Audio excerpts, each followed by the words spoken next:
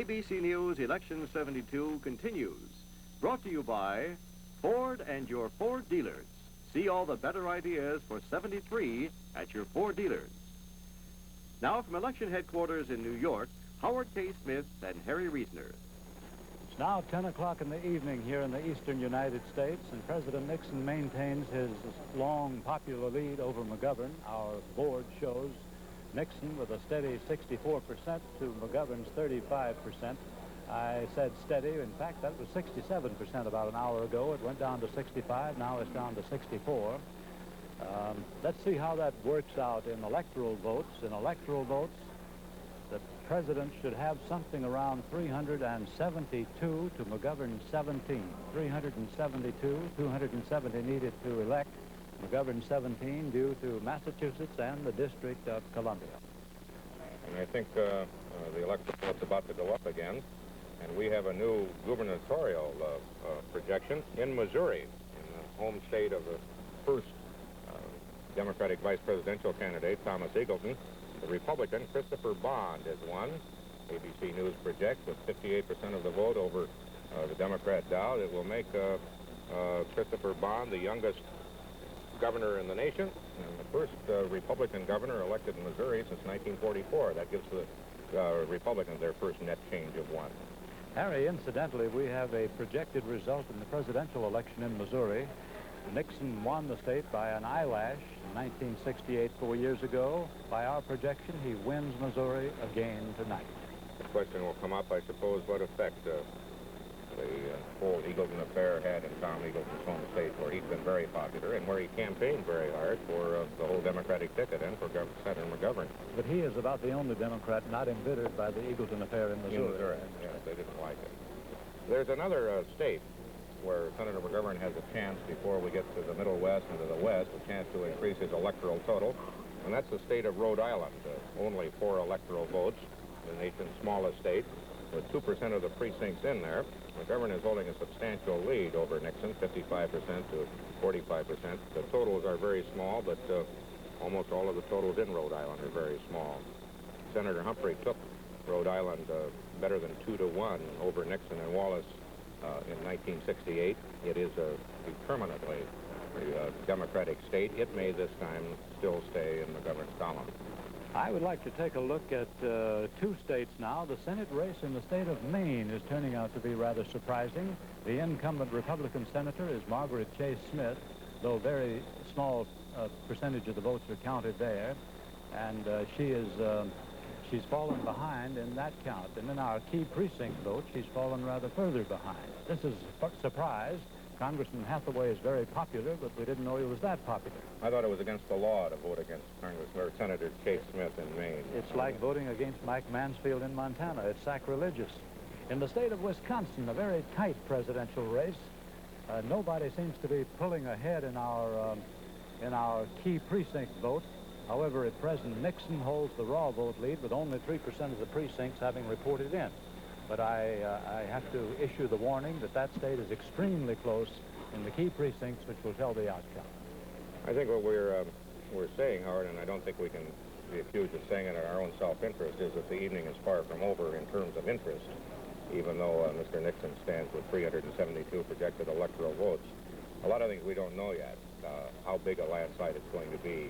There's a chance, if his popular figure held as it does, as it has now, that it may be the biggest landslide in history, which would make Lyndon Johnson mad. I think he relished that title. At this point, it would be the biggest if he can hold on to 64%, but Johnson does have the title. In 1964, he won 61.1%.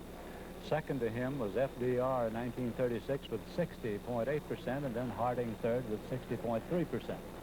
But it remains to be seen, with the votes to be counted, whether Nixon can maintain that 64% lead. If he does, it'll have all kinds of repercussions. I'm sure so far in the past, every landslide has persuaded a president to make a mistake. It persuaded FDR to pack the Supreme Court, and he lost all his leverage with Congress. It was a factor in persuading Lyndon Johnson that he could move as freely as he did. I don't know what to do the next. One of the men who has been projected as a loser in a senatorial race is President Nixon's former Postmaster General, the man who presided over the change in the U.S. postal system, Winton Red Blunt. And with him is ABC's John McVane. We'd like to hear from them.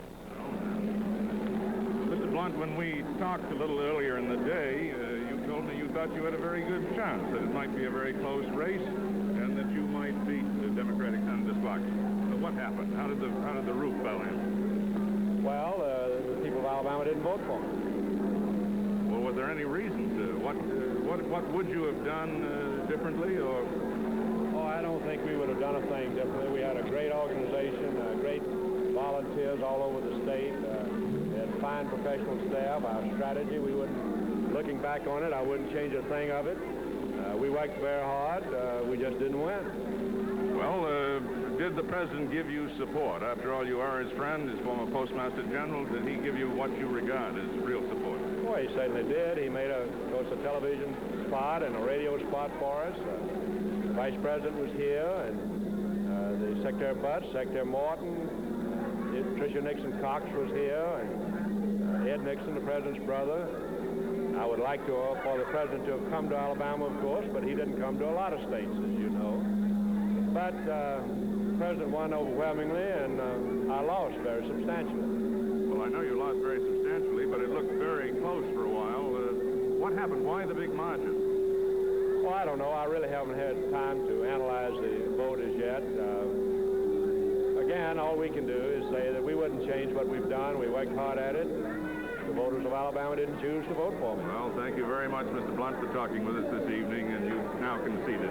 And that's the story here in Montgomery, Alabama, from the Whitley Hotel in Montgomery. Thank you, Mr. Blunt and John McVane. I don't suppose there's any better way to put it. When you're saying you're defeated, they didn't vote for me. We'll have more on Election 72 in just a moment.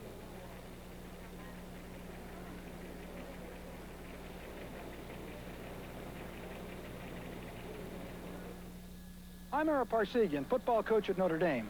If a quarterback could take only one play into the game, it should be an option play. He can run, he can pitch out, or pass. 3 options. Ford gives you its own version of the triple option play on the mid-size 1973 Ford Torino Squire. The 3-way door gate. It opens like a door, fast, even with the window up. It opens with the window down, and it opens like a tailgate. For big loads like 4-foot wide building panels. 3 options. And you find the 3-way door gate on the world's best-selling full-size wagon, the quiet new 1973 Ford Country Squire, along with Ford Motor Company exclusives like dual-facing rear seats. See the new 1973 wagons at your Ford dealers. When it comes to wagons, nobody swings like Ford.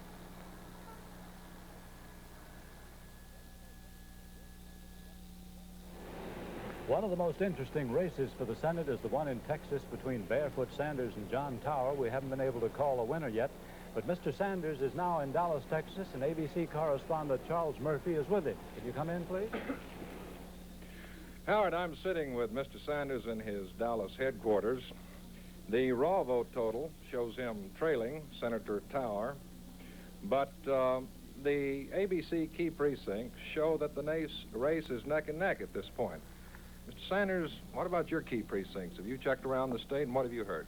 Well, what we've been doing is checking around the state. For instance, in Harris County, where you have about 15% of the vote. That's Houston. That's Houston. And projection down there right now is that we will carry that county about 54-46, 55-45 out of roughly 600,000 votes. That's a rough projection, which I just got from Houston. I would say in the South Texas area in the valley, I'm not running as strong as I figured I would. East Texas is about like we thought. Dallas is... what is East Texas doing? I'd say East Texas, we're winning in the areas in East Texas that we expected to win, but it's a little bit closer than I thought it would be. The McGovern-Nixon situation is obviously having some impact on this race.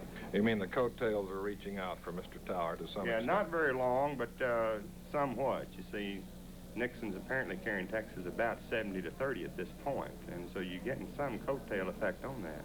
Do you believe in this so-called penance theory? Well, there is something to that. I don't know that I would ever have described it as a penance theory. It's just the idea there are a lot of folks who are Democrats, and a number of others who are really kind of independent would normally vote Democratic on the state level. I don't know whether it's penance that would keep them in the Democratic column or just a matter of the way they traditionally vote. But Tower, with such an established name and reputation in Texas, 11 years in the Senate, would have been a tough opponent even if President Nixon hadn't run so strong, would he have not? Oh, no question about that. The whole situation here was finding the dissatisfaction with Tower and his record. And I thought it was there. I still think it's there, but obviously it's a very close situation. But they're two different things. No matter who was at the top of the ticket, you were looking at an 11-year incumbent with about 100% name identification. And then added to that the rather difficult situation at the top of the ticket. Yes. Now, there's been a very heavy vote in Texas, much bigger turnout than in '68, perhaps 20 or 25% more. Do you think this worked in your favor, getting all these people to the polls? That's been my theory, and I still think it's true. It's too early for me to say that our theory was proved in the event. But right now, for instance, there are about 205 or 10,000 votes, the last count I saw a few minutes ago, counted. And it looks like there'll be a vote turnout of 4 million or better. You were outspent considerably by your opponent, weren't you? Oh, very substantially. What was it, about 5 to 1? Yeah, I'd say it's about 6 to 1, the last I heard. We put about $350,000 into this general election campaign. The last report I saw on Tower, which was filed as of 10 days before the election, he had spent about $2,200,000. That's as much as anyone has ever spent, or that's as much as any listed spending that I know of in Texas. That's the most I've ever heard of. In fact, it was reported to be more than any other Senate or congressional race in the country. Well, Mr. Sanders, whether you win or lose, you have left your imprint all over Texas. The barefoot symbol, the symbol representing Mr. Sanders' middle name, or his first name now, I believe it is. Middle name. Middle name. Always gone. That's the story from the Sanders headquarters in Dallas. Thank you, Charles Murphy. We have two more interesting projections in South Dakota in the gubernatorial race in Senator George McGovern's home state. One of his old associates, Richard Knipe, has won re-election to a second term, ABC News projects. Mr. Knipe has not talked a lot about Senator McGovern in the campaign, but he has certainly not disowned him either. And in Colorado, where there has been considerable question about whether or not the voters will approve having the Winter Olympics there in 1976, there hasn't been much question about how they would vote for president, and ABC News now projects that in Colorado, Mr. Nixon will win and gain an additional 7 electoral votes. Harry, you were talking about South Dakota. In the Senate race in South Dakota, we have a projected result on that. In the Senate race in South Dakota, James Aberest, the Democrat, is declared the winner over the Republican Robert Hirsch. Congressman James Aberest has won, by our projection, the Senate seat from South Dakota. It could be considered moderately good news for Senator McGovern, and he's not having much good news tonight. If you looked at a map of the United States right now, if you were flying in a jet and could look down and see what states were stained McGovern color, you would hardly be able to see them. There's Massachusetts way up on the right-hand side and the District of Columbia down just off the Potomac. This must be well realized out at McGovern's headquarters at Sioux Falls, South Dakota. ABC's Frank Reynolds and Frank Tomlinson are out there. I'd like to hear from them. Yes, well, obviously, there's not much cause for dancing in the streets of Sioux Falls, South Dakota tonight. Senator McGovern, we understand, has prepared his statement of concession. As a matter of fact, I'm told he may have worked on it this afternoon before the polls closed. I think now probably the only thing that people are waiting for here in this hotel lobby and across town at a coliseum that they had set up for the victory celebration is for Senator McGovern's concession statement. And you know, there's some interest in what he will say. I'm reminded of a story he tells about a conversation he had with a young black man in New York not long ago. And this young man said to him, "Senator, this election is going to break your heart because the American people are not as decent and as good as you think they are." McGovern argued with that young man and told him that he thought he was wrong. The other morning, I asked him, "What will you say? How will you feel about the country if you really get hurt?" Well, I think his heart will be broken, but I don't think he's going to blame the country. And I think he'll probably come out here sometime later tonight and express his love for the nation. He probably will not do it here in this crowded hotel lobby. The Coliseum across town is where the celebration or the post-mortem is to take place, and ABC's Frank Tomlinson is there. there hasn't been the sign of a politician here in the Sioux Falls Coliseum so far, not national, not local. But that hasn't dampened the spirits of this crowd. Just a few seconds ago, when ABC projected the winner of Aberesk here in the U.S. Senate race, it brought a big cheer. Meanwhile, the people are listening to a rock and hillbilly band in the back, and behind me is the Arlington, South Dakota High School Band, one of the outstanding bands in the state. They're keeping the spirits up here in the Coliseum, although everyone seems to agree that now the only thing they're waiting for is for George McGovern to come here and make his concession speech. And that's the story here at McGovern headquarters. Harry, we have our 14th projected winner in the Senate races. There are 13 Senate races being contested in the state of Minnesota. By ABC News projection, Walter Fritz Mondale, the Democrat, retains his seat in the Senate in his contest against a Lutheran minister named Philip Hansen. I'd like to remark about Jim Aberesk winning that South Dakota seat.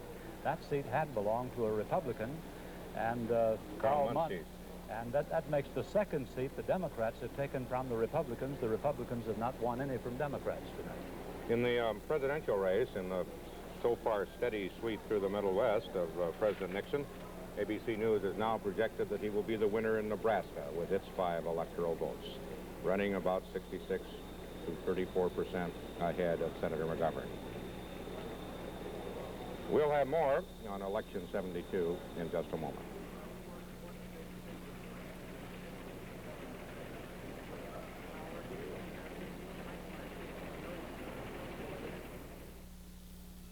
Diamonds. Even up this close, they're a blind purchase. After all, how do you know what to look for when you don't know what you're looking at? Just to prove a point, this diamond, which looks so magnificent, isn't magnificent at all. In fact, it's so full of flaws you'd never find it in the J.C. store. This is a J.C. diamond. To the untrained eye, there's no difference. But to our jewelers, there's all the difference in the world. At J.C. we know what you're looking for. Everybody knows kids are rough on clothes. What you don't know is we're pretty tough on them first. Take these children's sleepers for $4.98. They'll wear night after night and keep their color and fit. How do we know? Our testing center tests them. We grind the fabric under a wheel. We rip it and stretch it. We wash it over and over again. So you know and we know these sleepers will do what we say they will. You see, our testing center doesn't kid around. At J.C. we know what you're looking for. I'd like to focus your attention briefly on 2 very interesting Senate races, one in the state of Virginia. In the state of Virginia, the incumbent Democratic senator is William B. Spong, and his opponent is Congressman William L. Scott. William Scott was thought to be far behind Spong, but now he turns out to be ahead of him with 53% of the precincts in. This is a seat the Republicans could take away from the Democrats. Also, the state of Iowa. Here's a surprise. In the raw vote in the state of Iowa, the almost unbeatable Iowa Senator, Jack R. Miller, is trailing the almost unknown Democratic contender, Dick Clark. These are 2 we want to watch for the rest of the evening. I think we have a... Oh, yes, here's an important Senate race, a very important Senate race in the state of Rhode Island. Claiborne Pell is projected to win re-election to the Senate in one of the tightest races in the nation over John Chafee, the former governor of the state. And in the state of New Mexico, we have a winner, a very tight race. The Republican candidate, Pete Domenici, wins election over Jack Daniels, the Democrat. Now, that is a seat the Republicans have taken from the Democrats. That seat was held by Clinton Anderson, the Democrat who is ailing and who is retiring. It has been won by a Democrat, and that's the Republicans' first victory tonight.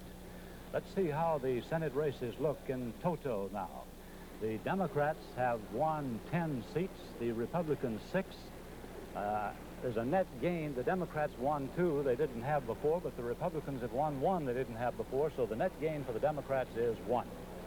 That's about the way so far that the races among the governors are splitting. So far there's a net Republican gain of 1, a Democratic gain of 1, meaning a net gain of 0 for the 2 parties put together. The big sweep of this big sweep tonight has been in the South, and watching that in Montgomery, Alabama, is Governor George Wallace and ABC's Bill Werdum. Bill? Governor, we've seen the South vote heavily tonight, most heavily since the days of Reconstruction, in favor of a Republican president. Do you think this signifies a new political alignment down here in the South? I think, of course, that it means that the average citizen in this part of the country thinks about platform and thinks about demand. It just so happens that the Democratic Party rejected planks in the platform in Miami that the overwhelming majority of Southerners stood for. And those planks later were adopted by the Republican Party. And I predicted in Miami through the Liberal Democratic Convention that if they rejected these planks on the matter of national defense, on the matter of busing, on the matter of welfare, law and order, that they would lose, and they did lose. And I think that the Democratic Party is going to have to be restructured, taken back over by those who believe that the average citizen should be the king and queen of the Democratic Party as they used to be. And I think they've rejected the liberal, elitist viewpoint of those who control the convention in Miami. Well, Governor, it seems there's going to be a new kind of Reconstruction here in the South. Are you going to be part of that new Reconstruction? Of the Democratic Party? Yes, sir. Since I received more votes than the other candidates, including Mr. McGovern, in the primaries in which we contested one another, Pennsylvania, Wisconsin, Michigan, Maryland, Florida, you add them up where we were all together, I received more votes on the platform that I offered to the Democratic Party that was rejected. Governor, we have to go. Thank you very much, sir. A very important projected result in the state of Wisconsin. By our projection, Nixon carries Wisconsin. And in the state of Louisiana, in the Senate race, in the state of Louisiana, in a three-cornered and very difficult Senate race, J. Bennett Johnston, Jr., a Shreveport lawyer, has defeated his two opponents. And that's the National Election 72 story at 22 minutes after the hour.